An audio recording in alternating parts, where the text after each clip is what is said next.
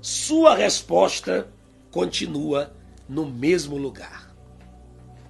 Tema forte, hein? Sua resposta continua no mesmo lugar. Lembrando que a gente está aqui abordando o tema da jornada de oração, alcançando respostas. O texto base da campanha, dessa jornada, é Salmo 91:15, onde está escrito uma promessa: ele me invocará e eu lhe responderei. E todos esses dias nós estamos tentando abordar sobre respostas de Deus. E hoje, quando eu estava meditando, fazendo meu devocional, saltou ao meu coração um texto que gerou esse tema. Sua resposta continua no mesmo lugar. Portanto, se continua no mesmo lugar, o que você não deve fazer? Procurar em outros lugares ou sair do lugar. Amém? Qual o texto, pastor? O texto é segundo livro dos Reis, capítulo 1, dos versículos 2. Vamos ler a partir do versículo 1 e encerrar no versículo de número 6, tá bom? Vamos ler esses 6 versículos. Sua resposta continua no mesmo lugar. Segundo livro dos Reis, capítulo 1, versículo 1 a 6. E depois da morte de Acabe, Moabe se rebelou contra Israel. E caiu Acasias pelas grades de um quarto alto que tinha em Samaria, e adoeceu. E enviou mensageiros e disse-lhes: ide e perguntai a Baal-zebube, Deus de Ecrom, se eu sararei desta doença.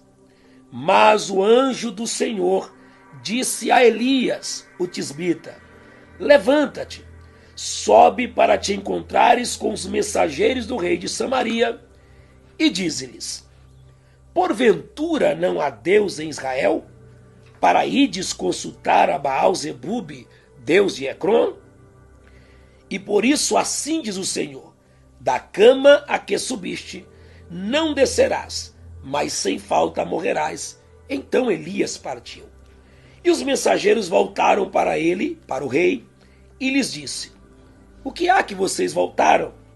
E eles lhe disseram: um homem saiu ao nosso encontro e nos disse: ide, voltai para o rei que vos mandou, e dizei-lhe: assim diz o Senhor, porventura não há Deus em Israel, para que mandes consultar a Baal-zebube, Deus de Ecrom? Portanto, da cama que subiste, não descerás, mas sem falta morrerás. Não é um texto muito agradável de se ler, é um texto confrontante, mas aqui nós estamos para pregar a palavra na sua completude e sob orientação do Espírito de Deus. A história que se desenrola aqui está logo após Elias ter ouvido a voz de Deus, sido restaurado quando fugia de Jezabel, sido alimentado com pão e água, caminhado e agora está próximo dele passar o bastão para Eliseu. Antes, porém, após a morte de Acabe, diz o texto que Acasias, ele começa a reinar. E ele então, nesse seu contexto de vida, sobe até Samaria, e o texto diz que ele caiu das grades de um quarto alto. Não diz a altura, o certo é que sua queda trouxe-lhe uma enfermidade. A queda trouxe algo irreversível. Ele adoeceu. Provavelmente, com os recursos que tinha como rei, tentou toda a sorte de atitudes para sarar, para ser curado. Quando não encontrou, então, resolveu apelar para os deuses. Resolveu apelar para o divino. Inclusive, eu abro um parênteses para dizer que isso aqui é muito do ser humano, né? Ele começa a bater em várias portas, procura várias opções.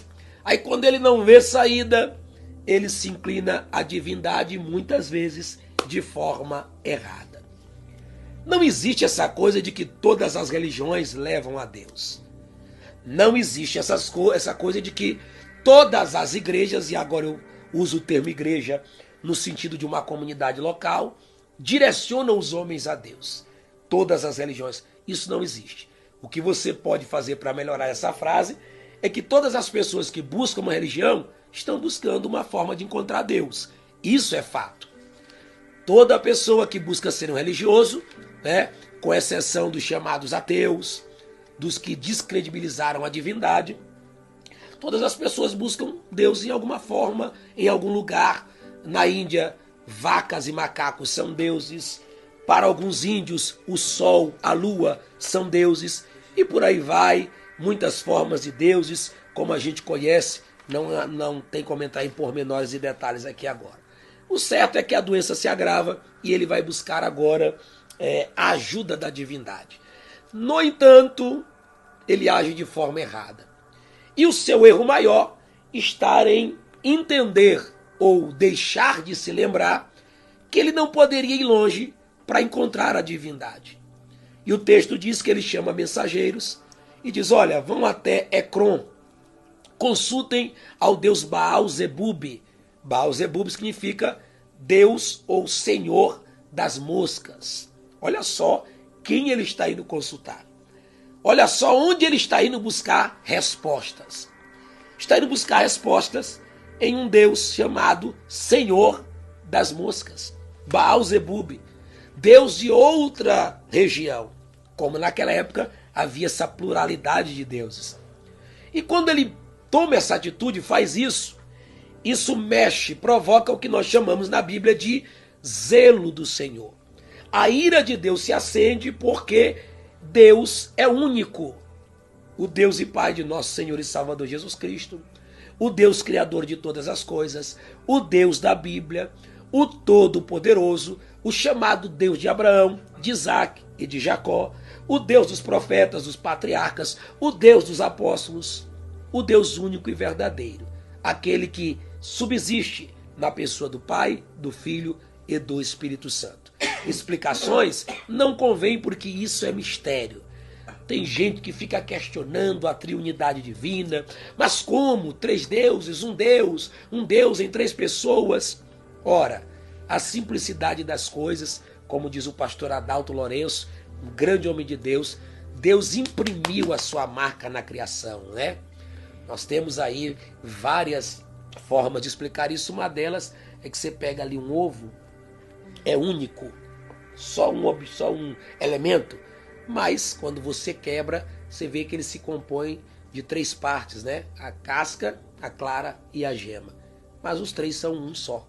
Então, uma forma simples de você procurar chegar perto da compreensão da divindade. Mas Deus é um só, autoexistente, subsistente na pessoa do Pai, do Filho e do Espírito. Ele se revelou no Antigo Testamento como Deus Todo-Poderoso, El Shaddai. Depois ele veio no Novo Testamento através de seu Filho, que é comprovadamente Deus, através da primeira carta de João, no capítulo 5, versículo 20, João diz, sabemos que o Filho de Deus é vindo e nos tem dado entendimento para saber o que é verdadeiro. E no verdadeiro nós estamos, em Jesus Cristo. E João completa, ele é o verdadeiro Deus e a vida eterna. Depois que Jesus vem cumpre a sua missão e é assunto aos céus, ele envia o outro Consolador, a expressão outro ali, significa dizer alguém da mesma espécie. Então o Espírito Santo também é Deus. E se quiseres prova bíblica, Atos dos Apóstolos, quando Ananias e Safira vão mentir diante da igreja, e aí Pedro diz, por que intentaste no teu coração mentir ao Espírito Santo? Tu não mentistes a homem, mas mentistes a Deus. O Espírito Santo é Deus, é o Espírito de Deus presente. E os 3, no entanto, são um. Jesus mesmo disse, eu e o Pai somos um.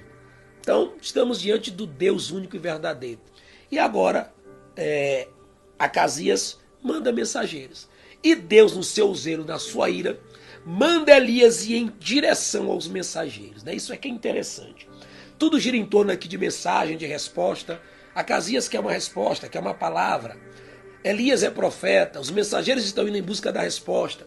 E Deus diz, olha Elias, tu vai ao encontro desses mensageiros e diz assim, diz o Senhor.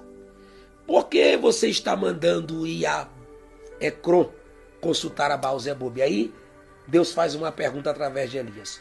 Porventura não há Deus em Israel? Essa pergunta diz muito, mas sobretudo diz que Acasias tinha resposta tão perto, estava mudando buscar tão longe e em um lugar errado. E aqui entra a nossa primeira aplicação nesse momento de alcançar respostas. Possivelmente, sua resposta está pertinho de você. Você não precisa, eu acredito em profetas, e consultar profetas fazendo hora extra em outros lugares. Não precisa ser ávido para ir para uma vigília dizendo assim, eu vou lá porque eu preciso que Deus fale comigo. Cuidado, cuidado. Eu não vou entrar em detalhes, mas muito cuidado. O emocionalismo hoje é grande. Inclusive, eu não vou entrar aqui em detalhes porque a ideia não é difamar, nem caluniar, nem questionar. Esses dias aconteceu um fato, um crime bárbaro, e nesse crime estava envolvido, de acordo com relatos, nós não sabemos, não temos como afirmar, a pessoa de um pastor que assistenciava essa família. E se de fato ele estiver envolvido, nós procuramos um vídeo na internet desse pastor, e lá está ele recebendo uma profecia de 1 milhão de maravilhas. Uma profecia até emocionante. Só que a palavra de profecia dita a ele não condiz com o contexto que ele está vivendo. Então, gente, eu acredito em profeta. Eu já vi Deus usar a minha vida por misericórdia, como já vi Deus usar a vida de outras pessoas. Mas nós devemos ser cautelosos e ter cuidado com o emocionalismo. Nem ser incrédulos, achando que porque você recebeu uma palavra e não se cumpriu, Deus não continua falando. Continua sim. Nós estamos em São Paulo por fruto de profecia. Por exemplo, quando a gente veio para São Paulo, 4 anos depois a gente foi morar em Brasília. Antes de ir para Brasília, uma irmã daqui de Campinas olhou para a Carla e disse, vocês vão, vai ser por pouco tempo, vocês vão voltar para Campinas. Entregou a profecia. 2 anos depois, nós estávamos de volta aqui em Campinas. Entre outras profecias que nós recebemos. Agora também já participamos de momentos emocionalistas. E esses momentos geralmente acontecem, eles podem acontecer sem você estar esperando, mas geralmente acontece quando uma pessoa está ávida, a qualquer custo, querendo, não, Deus tem que falar comigo. Deus tem que falar, não. Ele não está obrigado a falar conosco por meio de profecia. Sabe por quê? Porque ele fala conosco todos os dias.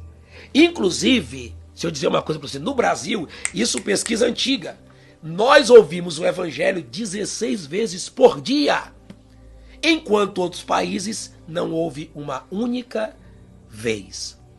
Então hoje você tem YouTube, mensagem, eu sempre digo, mensagem não falta, para o nosso povo não falta a voz de Deus. Tem cada mensagem linda nesse YouTube. E um dia eu disse, Deus, então o povo não está precisando de mensagem, está precisando de quê? Aplicar essa mensagem na sua vida, na minha vida. Porque mensagem a gente tem. Deus usa nossos pastores, Deus usa vídeos curtos e fala conosco. O problema é que a gente gosta do falar, acha bonito o vídeo, mas a gente não pratica, não exerce. E quer que o falar seja específico. Deus tem que sapatear ali através da vida de alguém, colocar a mão na minha cabeça e dizer, assim diz o Senhor. E um detalhe, queridos, eu não quero aqui tirar a ideia de que Deus não é amoroso. Pense num Deus bom, mas a maioria das profecias é só coisa boa.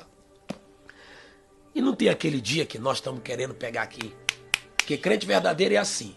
Ele gosta de ouvir coisa boa, mas ele quer tá tão bem com Deus que ele gosta de apanhar de vez em quando. E esses dias parece que não tem mais profecia exortando ninguém. É só coisa boa. Você não precisa do Senhor das moscas. Você não precisa ir a outro lugar.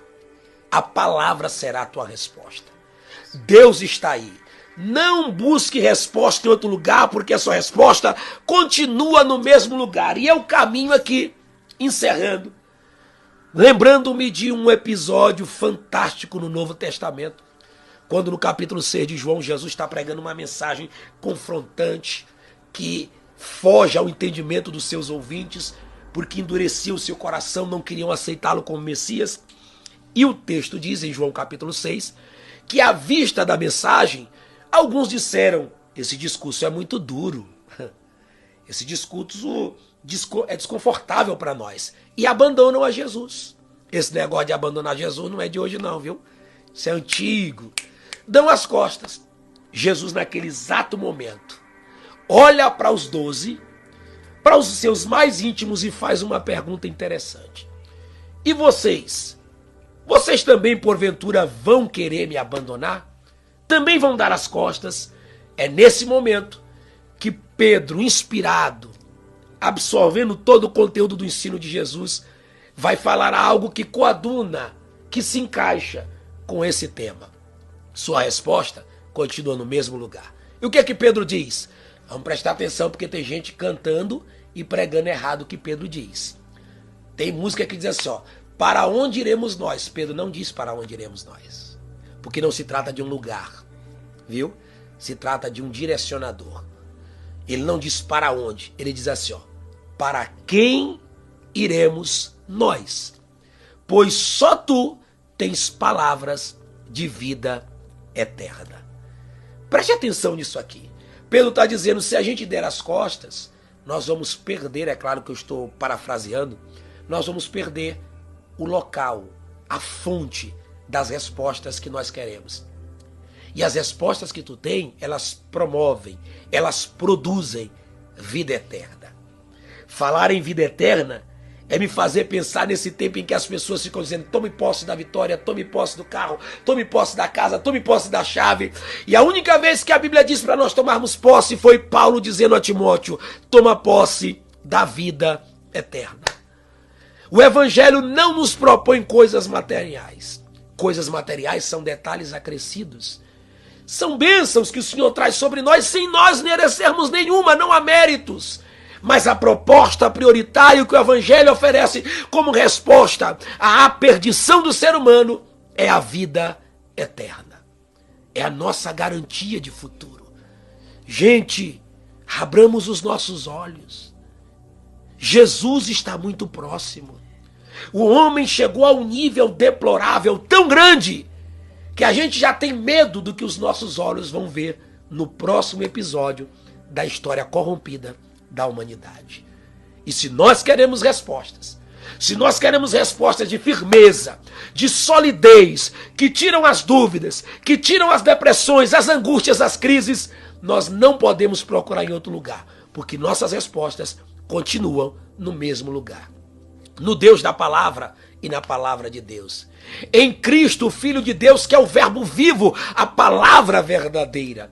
Nesse Cristo, Salvador, único mediador entre Deus e os homens, porque em nenhum outro há salvação, porque debaixo do céu não há outro nome dado entre os homens, pelo qual importa que sejamos salvos. Jesus.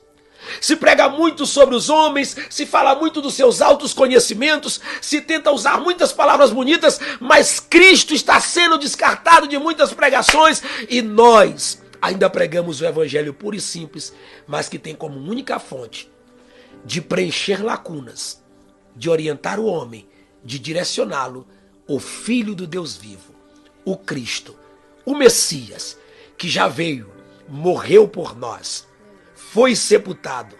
Ao terceiro dia ressuscitou glorioso e poderoso. Apareceu por um espaço de 40 dias. Em Atos 1 ele é assunto aos céus. E agora está sentado à destra de Deus, esperando a ordem do Pai para vir buscar aqueles que não precisam ir a outro lugar para encontrar as respostas que precisam. Porque já tem Ele, já tem Cristo. Como diz o refrão de um hino da harpa, eu estou satisfeito com Cristo. Amém? Para nossa conclusão, lembra que Acasias, por ter ido consultar a resposta em outro lugar, nem desceu da cama. Morreu na cama onde estava, porque foi buscar a resposta no lugar errado. E aí eu quero que você escreva uma frase aí antes que a gente ore. Você vai colocar aí, ó, eu não preciso ir para outro lugar, porque a minha resposta continua no mesmo lugar. Vamos ler mais Bíblia. Vamos nos dedicar mais à leitura. Vamos ouvir mais mensagens de Deus. Porque esse é o ambiente onde receberemos as respostas de Deus. Você recebe essa palavra? Oriente seus filhos, seu esposo, sua família. Oriente as pessoas. Gente, não vão buscar em outro lugar. Entra no teu quarto, fecha a tua porta, ora o teu pai é secreto, teu pai que te vem em secreto te responderá publicamente. Agora deixa eu dizer uma coisa para você. Isso não descarta a possibilidade de Deus falar com você em outros lugares e ambientes. Isso não descarta, não é para você ficar incrédulo. Ah, não, eu não vou naquele culto e não foi Deus que falou. Não, não é isso que se trata. Se trata dessa avidez por bater em portas que Deus não quer que você bata, mas que você continue buscando a resposta que está mais perto de você do que você pensa. Na verdade, eu ouso em dizer que a resposta está dentro de você. Aleluia. Glória a Deus, meu povo. Irmã Carla dando a sua palavra. E já já a gente encerra, porque já são... Meu...